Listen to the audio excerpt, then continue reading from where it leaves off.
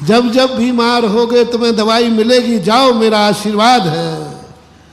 और दूसरा है, जाओ तुम कभी बीमार होगे ही नहीं, तुम्हें जरूरत ही नहीं पड़ेगी।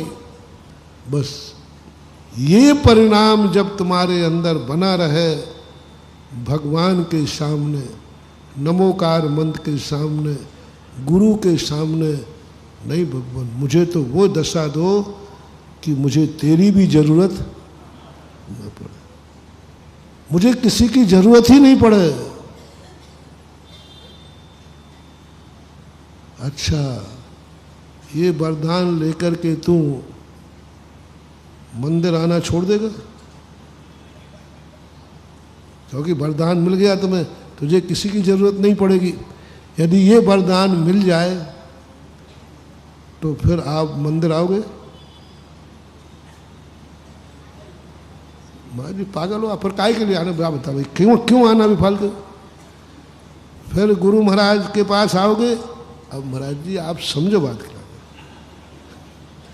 फिर नमोकार मंत्र की माला फेरोगे, जल्दी बोलते जाओ, तो कि ये तुम्हें गारंटी कार्ड है, तुम्हें अब किसी की जरूरत नहीं पड़ी।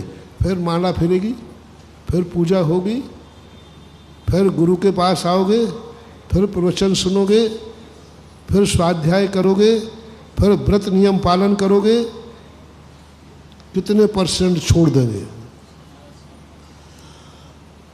ये वरदान मिलने पर 99% कह दो, 99% हो जाए। हो ही रहा है, हो ही रहा है। थोड़े ही से पुण्य के उदय आते ही लोग क्या छोड़ देता है? धर्म छोड़ देता है। थोड़े पैर पे खड़ा होते ही बेटा बाप को छोड़ देता है। कुछ गलत तो नहीं कह दिया? थोड़ा कमाने क्या लग जाए, थोड़ा पैर पे खड़ा होते ही मम्मी पापा के प्रति जो प्यार था, बोल दो ना, कब तक?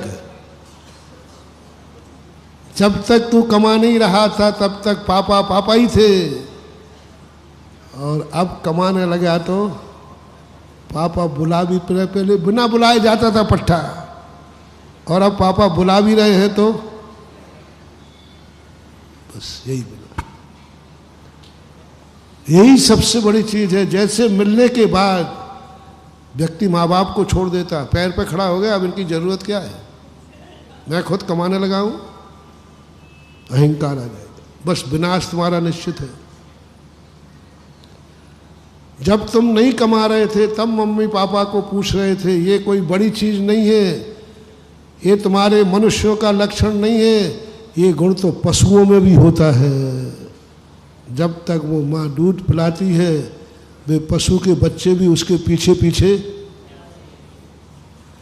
जिस दिन तुम कमाना पर लग जाओ और मम्मी पापा का कमाना बंद हो जाए, फिर भी तुम्हारा प्यार वही बना रहे, तो तुम सपूत कहलाओगे। वो गैया का उदाहरण याद रखना। तुम कमाने लगे हो और माँ बाप का कमाना छूट गया, फिर भी क्या मम्मी पापा को वही आदर है, वही स्मृति है? अब तुम्हें वरदान मिल गया है कि तुम्हें कुछ भी नहीं चाहिए, फिर भी तुम मंदिर आओगे। वो भक्त चाहिए मुझे।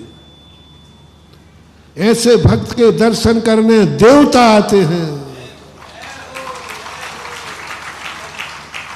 जिसको वरदान मिल चुका है कि अब इसको जिंदगी में किसी की जरूरत नहीं है, ये तक भगवान से मिल गया, जा तुझे मेरी भी जरूरत नहीं है, जा तुझे कभी मेरी भी जरूरत नहीं पड़ेगी। ये वरदान के बाद क्या तुम भगवान के पास आते रहोगे?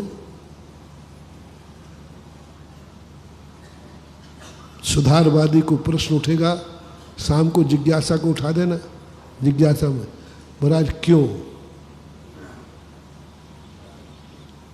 आप यही आएगा ना, क्यों?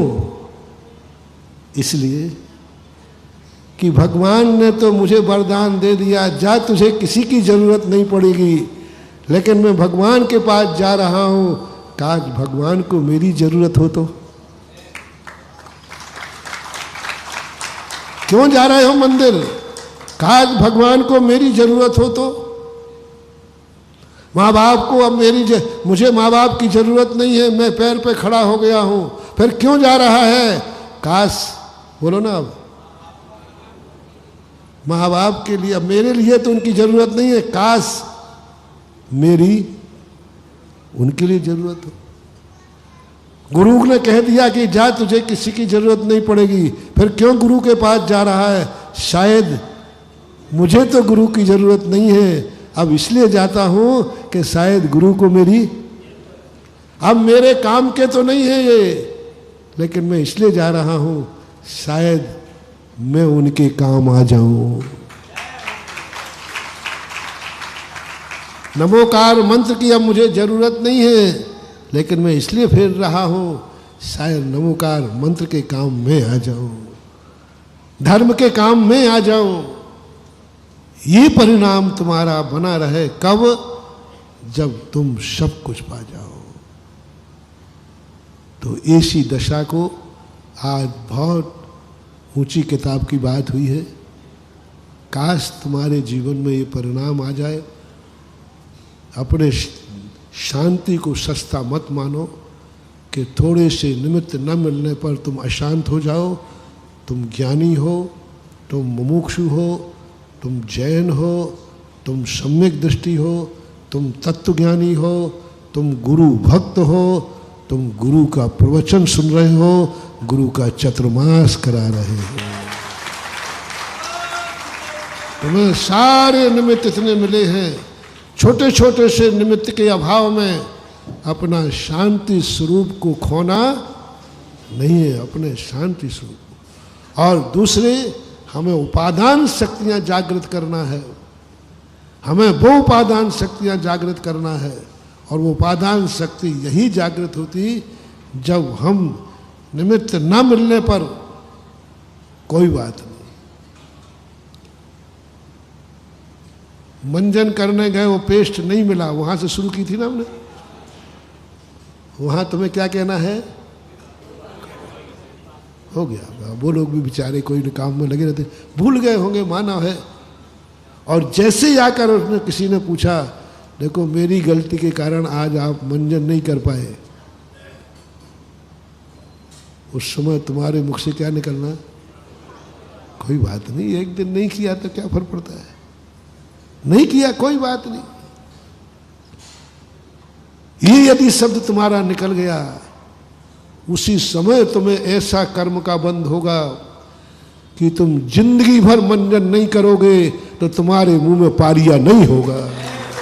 जय जिनेंद्र, अगर आपको मेरी वीडियो अच्छी लगती है तो प्लीज़ मेरे चैनल को सब्सक्राइब करिए, लाइक करिए, शेयर करिए। इसी तरह से अपना प्यार मुझे देते रहिए।